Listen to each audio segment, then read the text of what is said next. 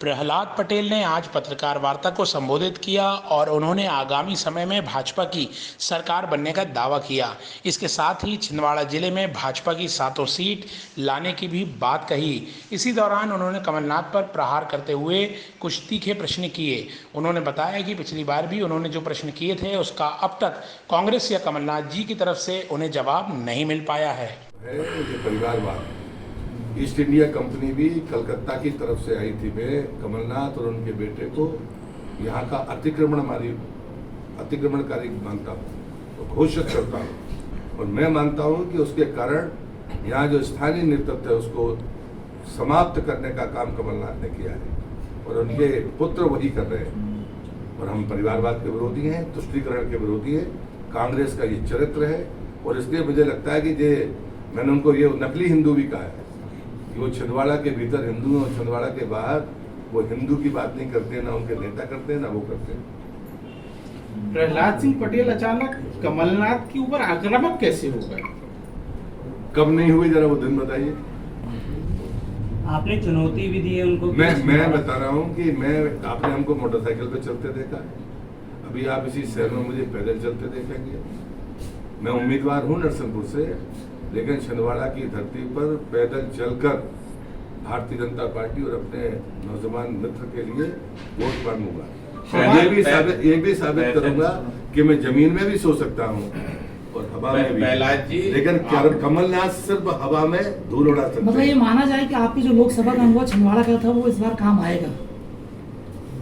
Bharatiya Janata party का जो अनुभव है वो तो हमेशा काम आएगा। नहीं, आपने खुद चुनाव छिंदवाड़ा का लड़ा है और जो स्थितियां देखी हैं, इसलिए मैं आपको याद दिला रहा हूँ कि आपने बुलेट में भी देखा, आप मुझे पैदल चलते भी देखा। प्रहलाद जी, कमलनाथ जी को पंखा वाला बाबा भाजपा कहती है और आज से आप पंखे में सवार होकर चुनाव यात्रा की शुरुआत कर रहे हैं। हेलीकॉप्टर में आप रहेंगे, क्या अंतर है दोनों में? राम जी पैदल चले थे रावण से चलने के लिए और उन्होंने कहा था कि वहाँ सब कुछ ये व्रत रघुवीरा है, लेकिन लोगों ने दे दिया था ना, क्योंकि जब न्याय और अन्याय का सवाल हो तो मैंने कहा ना कि जमीन में सोने की बात है।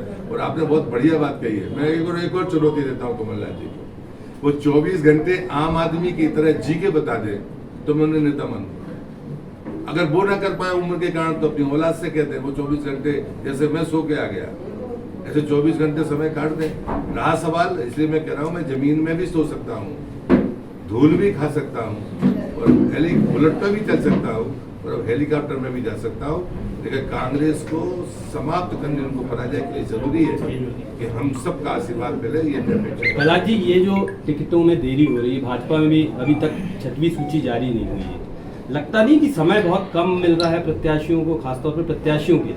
देखिए, सबके अनुमान बिगड़ गए हैं। जो 6 महीने की बात कर रहे थे वो 32 दिन में सूची निकाल पाए, हमने 100 दिन पहले निकाल दी।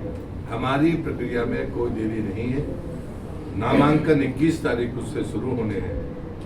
भारतीय जनता पार्टी की सूची उसके पहले कंप्लीट हो जाएगी। चौड़ी को लेकर क्या कहेंगे? अच्छा फैसला होगा। कांग्रेस ने अपना वचन पत्र घोषित कर दिए, 101 गारंटियां हैं। भाजपा का घोषणा पत्र झूठ की गारंटी है, लालच की गारंटी है, भ्रम फैलाने की गारंटी है कांग्रेस के वचन पत्र में। इससे ज्यादा कुछ नहीं है उसमें। हमारा समय के साथ ही आता, हमारी डेट तय होती है, नामांकन भरे जाएंगे, उसके बाद में समिति ने अपनी रिपोर्ट दी है, हमारा घोषणा पत्र भी समय पर आएगा। इस बार क्षेत्रपाल सारे चुनावों में है, तो मुख्यमंत्री या फेस इन्हीं क्षेत्रपाल में से कोई एक आएगा क्या? अटकलबाजियों से राजनीति नहीं होती।